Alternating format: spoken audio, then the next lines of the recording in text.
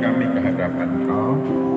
Hati pikiran kami kiranya Engkau isi dengan firman-Mu, dan kami membiarkan Roh Kudus berkuasa atas kami, sehingga kebenaran-Mu kami pahami, kami mengerti, dan oleh pimpinan Roh Kudus kami hidup seturut dengan kehendak-Mu, dan biarlah kehidupan kami sepenuhnya memuliakan Allah Bapa.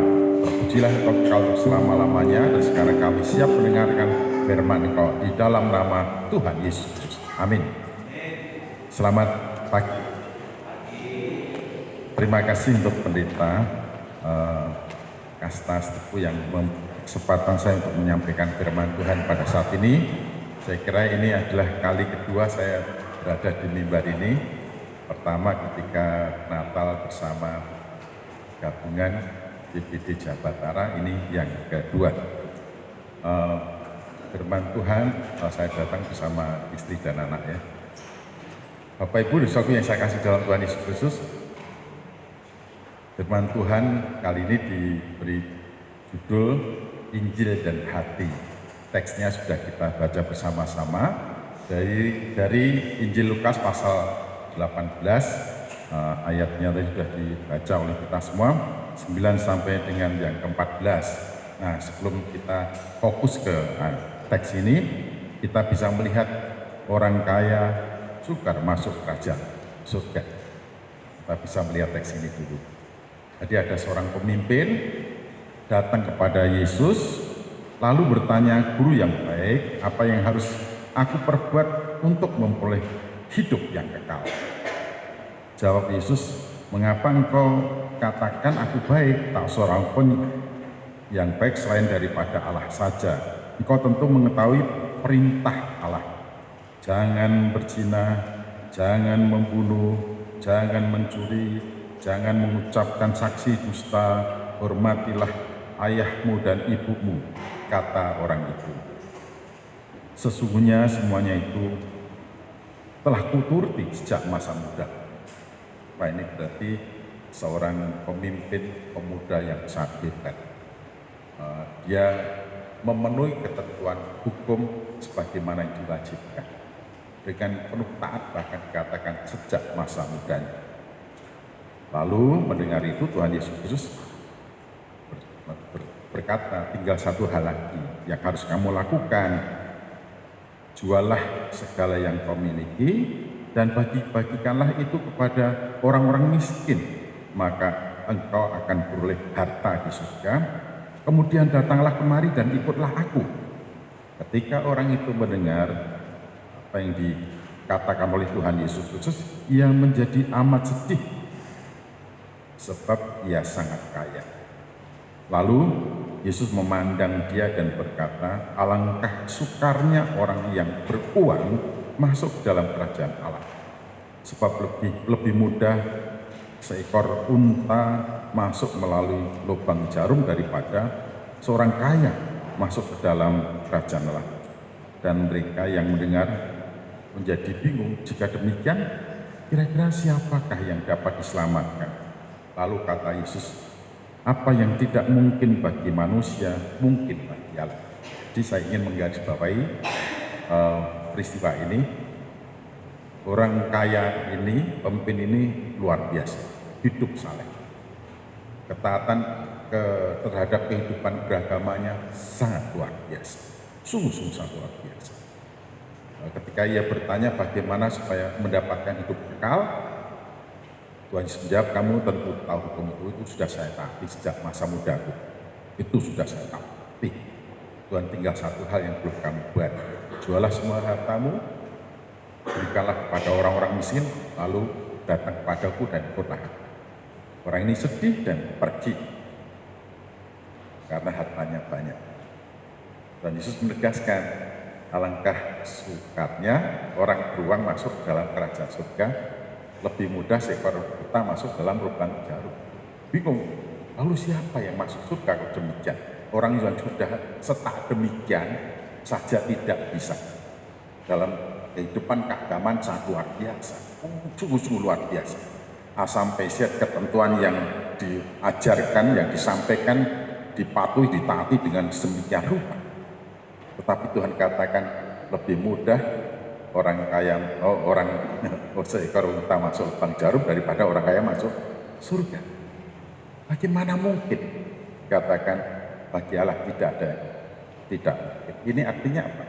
Keselamatan hidup kekal kemungkinan hanya datang dari Allah, bukan dari usaha manusia. Ya, ini catatan penting ya. Jadi keselamatan itu kemungkinan dimungkinkan hanya datang dari siapa? Allah, bukan dari manusia.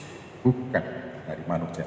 Sehingga sebenarnya tidak ada sesuatu pun yang dapat kita banggakan dari diri dan hidup kita. Oleh karena itu ketika ada orang Farisi yang dengan bangganya menyebutkan listnya itu, wah saya tidak gini, saya tidak gini, saya selalu gini, saya selalu gini, saya tidak seperti itu, disebutkan satu persatu. Lalu orang Lewi datang dengan menepuk dadanya, menyesali bahwa aku ini orang berdosa dan ampunilah. Tuhan katakan bukan orang Farisi itu yang dibenarkan, tetapi ya, orang Lewi yang datang, pemungut yang datang dengan menepuk dada dan menyesali diri. Nah, apa ini maknanya? Kalau orang kaya, ajaran yang Tuhan Yesus tegaskan berkenaan dengan orang kaya datang tadi, menyatakan bahwa keselamatan hanya dimungkinkan datang dari Allah dan bukan dari usaha manusia, maka sesungguhnya tidak ada satupun dari kita yang dapat kita bangga-banggakan, lalu kita merasa lebih baik, lebih benar daripada orang lain. Tidak ada satupun yang dapat kita banggakan dari diri kita dan dengan segala usaha yang kita lakukan. Apapun yang kita buat, sesungguhnya hanya merupakan tanda syukur dari buah keselamatan kita, bukan untuk supaya kita bisa diselamatkan atau dibenarkan di hadapan Allah. Nah, demikian juga ini harus kita pahami bersama di dalam Efesus pasal yang kedua, mulai ayat yang 11 sampai dengan 22. Di sana katakan tanpa Kristus kita ini orang yang tidak punya pengharapan. Kita ini bukan orang yang akan mewarisi janji Allah. Kita ini orang yang hidup tanpa Allah, di luar Kristus. Lalu darah Kristus telah membuat kamu yang jauh menjadi dekat. Semua tembok perseteruan yang ada di antara kalian sudah dihancurkan. Sehingga di dalam Kristus kita telah disatukan baik dengan Allah maupun juga dengan siapa? Sesama. Di dalam Kristus. Oleh karena itu, berdasarkan teks ini, kalau kita ada di dalam Kristus, kita sadar bahwa kita diselamatkan oleh karena anugerahnya, maka sikap kita terhadap Allah adalah merendahkan diri di hadapan Allah. Di dalam Kristus, hubungan kita dengan sesama dibereskan. Kita beres damai dengan sesama itu oleh karena anugerah Allah di dalam Kristus. Di dalam Yohanes pasal 1 ayat 12, akan tetapi setiap orang yang menerimanya diberinya kuasa supaya menjadi anak-anak Allah, yaitu mereka yang percaya dalam namanya. Dan setiap orang yang percaya pada Tuhan Yesus Kristus disebutkan sebagai anak Allah. Aku dan kau, kita adalah anak Allah. Aku dan kau, kita adalah saudara. Jadi di dalam Kristus kita ini adalah saudara. Kalau kita ini sama-sama anak Allah, maka level kita di hadapan Allah itu sama. Apa? Datang orang tua yang punya 5 anak lebih sayang pada anak nomor 1 dibandingkan anak nomor 2, lebih sayang anak nomor 2 dibandingkan anak nomor 3, kan tidak. Orang tua menyayangi, mengasihi semua anaknya. Setiap anak, baik nomor 1 sampai yang terakhir, dikasih sama oleh orang tua. Tidak ada orang tua yang berlaku secara tidak adil atau memperlakukan secara tidak sama terhadap siapa? Anak-anaknya. Tidak sama dalam pengertian bukan pemberiannya, ya, tapi hati dan kasih orang tua kepada setiap anak itu adalah sama. Nah, kalau kita antar anak kemudian saya merasa lebih baik daripada dia, saya merasa lebih baik daripada dia, yang demikian itu di luar skenario Allah, di luar kehendak dan kemauan Allah. Karena itu ketika melihat orang Farisi dan juga pemungut cukai, di sini perbandingannya sangat jelas. Padahal kesenjangan yang sudah ada sudah dijembatani oleh salib Kristus. Tembok pemisah yang sudah ada di antara kita dengan status kita yang berbeda itu sudah dihancurkan oleh darah Tuhan Yesus Kristus. Karena itu jangan sampai ada di antara kita merasa lebih baik. Lagu terkenalnya ojo dibanding-banding, kan gitu, ojo dibanding-banding. Kita di hadapan Allah, kita adalah anak-anak Allah, sama levelnya. Allah memperlakukan kita satu sama lain sebagai anak-anaknya, menjaminkan atas segala sesuatu yang kita butuhkan. Setiap anaknya diperhatikan sedemikian rupa, dan untuk semua anaknya sabdanya juga sama. Janganlah hendaknya kamu khawatir tentang apapun juga. Bapak tahu kalau kalian butuh semuanya, itu untuk semua anak-anak, untuk semua anak-anaknya. Karena itu kita yang tahu bahwa kita diselamatkan oleh karena anugerahnya. Jangan sekali-kali kita menjadi orang yang pongah, angkuh, sombong, sok bener sendiri, sok hebat sendiri, sok paling berjasa, sok paling luar biasa. Itu sifat watak karakter yang sama sekali tidak diinginkan oleh Allah. Karena itu di sini ditegaskan, barang siapa meninggikan diri, barang siapa angkuh, barang siapa sombong, ya, dia akan direndahkan. Sekalipun mungkin dari status sosial dan level pendidikan memang lebih tinggi daripada yang lainnya secara formalitas dalam dunia, tapi di hadapan Allah kita ini adalah anak-anak Allah. Allah tidak pernah menginginkan seorang di antara kita merendahkan seorang dengan yang lainnya karena statusnya, karena kekayaannya, karena pendidikannya, karena profesinya. Tidak boleh. Karena kita adalah anak-anak Allah, dan Allah ingin kita semua hidup bersama, duduk bersama, rukun dan damai. Duduk sama rendah, berdiri sama tinggi dalam kehidupan kita bersama. Jadi jelas sekali ya, mengapa Tuhan Yesus menegur dengan keras orang-orang yang sombong, angkuh, pongah, congkak, tinggi hati itu. Dan murid-murid yang lainnya juga dipakai oleh Tuhan untuk menegur. Keangkuhan, kecongkakan adalah kebencian di hadapan. Kalau kita sudah mengerti dengan pasti bahwa sesungguhnya masa depan kita ditentukan oleh karena kemurahan dan kasih Allah, mestinya sikap kita kepada Allah adalah merendahkan diri. Kalau kita telah dibangunkan bersama di dalam Kristus sebagai anak-anak Allah, maka sikap kita satu sama lain adalah rendahan. Itu harusnya nyata di dalam kehidupan kita. Jangan kemudian kita membanding-bandingkan, kemudian hasilnya merasa kita lebih baik daripada yang lainnya. Mari kita melihat apa yang ditegaskan oleh Paulus di dalam Galatia pasal yang ke-6.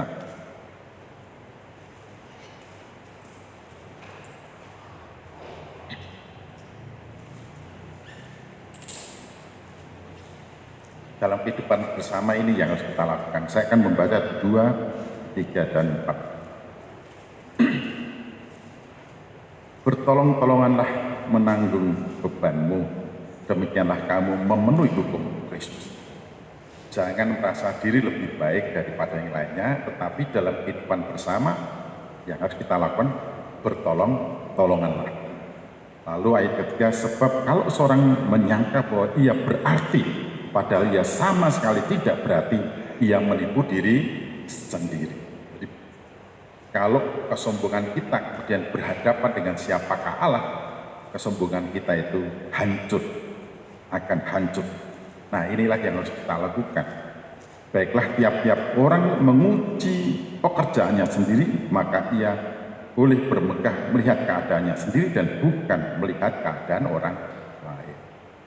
Bapak Ibu saudaraku, bagaimana supaya kita bisa mengatasi kesombongan di dalam diri kita, dan kemudian kita tidak merendahkan orang lain.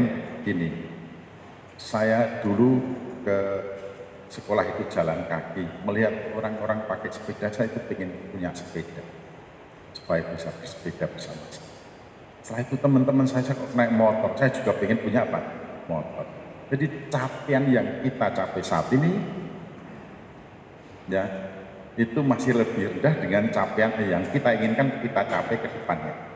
Sekarang sudah punya sepeda, masih pengen punya sepeda motor. naik sepeda motor kok masih juga kehujanan, kepanasan. Kapan ya saya punya apa? Mobil. Jadi keinginan kita selalu lebih tinggi daripada capaian kita saat ini. Gitu ya. Jadi betapapun tingginya capaian kita saat ini, itu tetap berada di bawah keinginan kita. Karena itu baiklah setiap orang mengukur diri sendiri dan menguji apakah capaian saya sudah sesuai dengan goal setting saya sampai saya dipanggil Tuhan. Seberapapun tingkat capaian kita, katakan seberapapun tingkat capaian kita saat ini, selalu saja berada di bawah yang kita inginkan. Betul atau betul? Keinginan kita pasti lebih tinggi daripada yang sudah kita apa? Capai. Itu sifat kita. Karena itu daripada kita menilai diri sendiri dengan membandingkan dengan orang lain, mari kalian ukur dirimu dari apa yang kamu inginkan, yang kamu harapkan, yang hendak kamu capai sampai ke sananya Tuhan panggil kamu. Pasti hasilnya adalah capaian saya saat ini masih terlalu rendah dibandingkan keinginan saya ke depan. Karena itu sukses itu adalah suatu proses. Satu proses yang tidak akan pernah selesai sampai Tuhan mengatakan cukuplah, ayo sekarang pulang menikmati kemuliaan bersama-sama dengan aku. Itu baru yang disebut sukses kita. Oleh karena itu bagi kita semuanya, yang pertama tadi, marilah kita ukur capaian kita saat ini dibandingkan dengan apa yang ingin kita capai. Selalu berada di bawah keinginan kita. Karena itu tidak akan ada kesempatan untuk sombong, tetapi apalagi yang harus saya lakukan supaya planning saya ke depan jauh lebih tinggi. Kemudian yang kedua, di dalam 2 Korintus pasal yang keempat, di sana dikatakan bagian akhir, saya sekarang 58, bentar lagi 59, 2 tahun kemudian 60, 61, 62 gitu. Kalau saya ingin hidup sampai 100 tahun, hidup saya tinggal sudah separuh saja. Secara fisik semakin rentan, dekat dengan tanah, berbau tanah. Tetapi Paulus katakan mestinya secara batiniah diperbarui dari hari ke sehari. Sehingga semakin tua rasanya semakin bahagia kita. Bukan aneh-aneh malah. Semakin tua mestinya kita semakin apa? Bahagia. Karena apa? Semakin dekat dengan Tuhan. Semakin dekat dengan Tuhan. Apakah bapak, kakek, nenek memahami ini? Betul? Iya. Mestinya semakin tua kita sadar bahwa semakin dekat dengan Allah. Hati kita mestinya bahagia. Kapan Tuhan Engkau menjemput saya, kan begitu, semakin bahagia. Karena itu Paulus katakan memang secara fisik kamu semakin menjadi tua, semakin rentan. Tidak usah resah. Tapi secara batinnya mestinya hidupmu diperbaharui dari hari ke sehari. Nah, bagaimanapun sebelum kita sampai ketemu muka dengan Kristus, kita masih belum sempurna. Kita masih belum sempurna. Kalau kita masih belum sempurna, adakah kesempatan bagi kita untuk menyombongkan diri? Mestinya tidak. Kita belum sempurna. Masih on becoming proses, masih dalam proses menuju pada kesempurnaan. Oleh karena itu, marilah kita justru semakin dekat dengan Dia, rasa sukacita itu semakin melimpah, semakin dekat dengan Dia, semakin melimpah. Saya sudah mulai lupa kadang-kadang, ya itulah umur. Tetapi jangan sampai lupa sama istri dan juga sama Tuhan. Ini dua hal penting. Ukurlah capaian hidupmu dibandingkan dengan apa yang engkau inginkan. Pasti capaianmu saat ini masih lebih rendah. Masih ada yang kita inginkan. Sekalipun sudah punya banyak hal, masih ada yang kita inginkan. Jadi untuk apa kamu sombong kalau sebetulnya kamu belum tuntas memenuhi segala keinginan. Kemudian yang kedua, ingat hidup kita berbatas waktu. Pada saatnya akan selesai.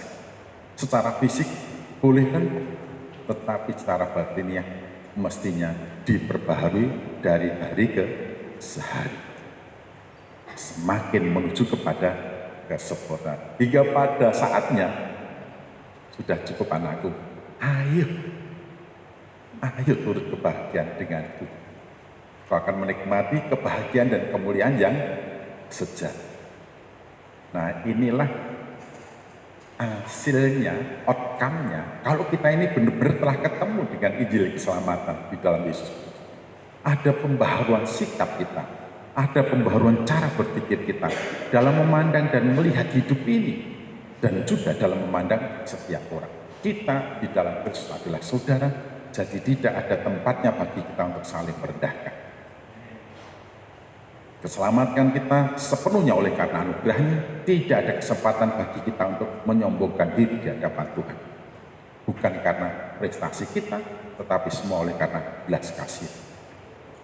Jangan kita kemudian menteladani orang-orang Farisi, tapi teladanilah Tuhan kita, Yesus Kristus. Dalam hidupmu bersama, hendaklah kau menaruh pikiran dan perasaan yang terdapat dalam Yesus Kristus. Berhadapan dengan sesama, tunjukkanlah kasihmu dalam hal saling membantu. Mari kita berdoa.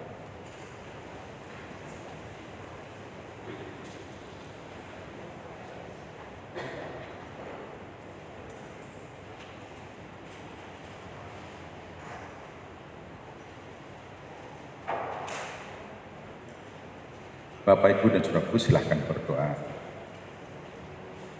Acap kali atau kadang-kadang kalau kita lupa, tanpa sengaja kita itu kok ya merendahkan, meremehkan, atau membicarakan hal-hal yang tidak benar tentang orang lain atau hal yang buruk. Bukan itu yang Tuhan mau. Kalau ada yang masih dalam keadaan lemah, memang kita diberi tugas untuk menolong, mendampingi supaya bertumbuh menjadi kuat, bukan merendahkan atau meremehkan. Atau kalau kita berhadapan dengan teman-teman kita harus sadar bahwa di dalam Kristus kita ini adalah saudara. Kita semua sama di hadapannya. Yang Tuhan mau untuk kita semua adalah kesetiaan kita. Bagaimana kita membangun hubungan yang benar dengan Tuhan, merendahkan diri di hadapannya, dan bagaimana kita rendah hati terhadap sesama, menunjukkan kasih kita kepada sama dalam hal saling membantu. Kalau masih ada pernak-pernik kesombongan dalam kehidupan kita, berdoalah, Tuhan ampunilah saya. Bukan gagah, kaya, pintar, dan hebat saya diselamatkan, tapi oleh karena kasih-Mu, oleh karena pengorbananmu di atas kayu salib. Dan kalau saya Engkau tempatkan di antara dan bersama-sama dengan saudara-saudari seiman, Tuhan tidak pernah menginginkan menghancurkan persekutuan yang sudah Engkau bangunkan di antara kami dengan kesombongan atau merendahkan orang lain. Sekarang Tuhan, saya ingin rendah hati dan juga ingin menunjukkan kasih kami kepada sama kami dalam hal saling membantu. Bagaimana keberadaan kami dalam hubungan dengan sama mampu membangkit gairahkan saudara-saudara seiman kami untuk tumbuh kembang di dalam Engkau. Berdoalah.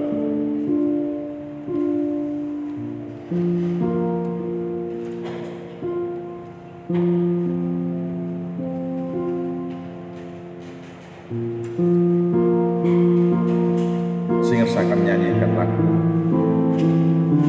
nyanyian pujian nomor 300 dan renungkanlah firman Tuhan. Masing-masing ungkapkanlah isi hati di hadapan Tuhan.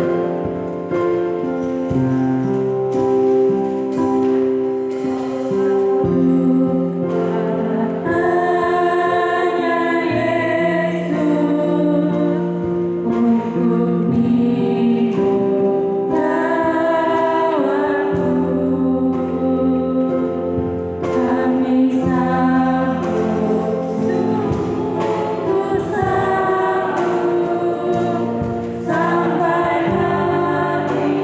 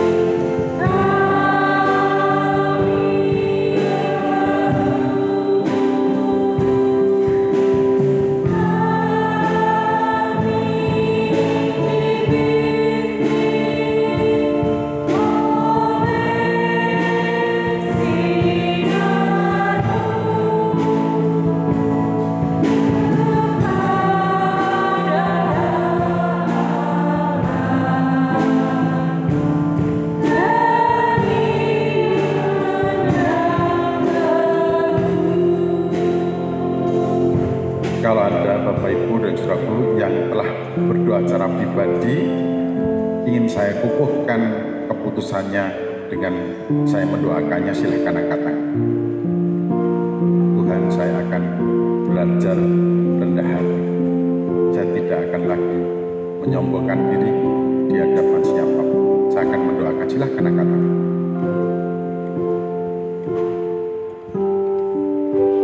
Tuhan, berikanlah saya kemampuan untuk mendedikasikan hidup saya agar saya mendatangkan berkat bagi. Silahkan, kalau ada lagi silahkan.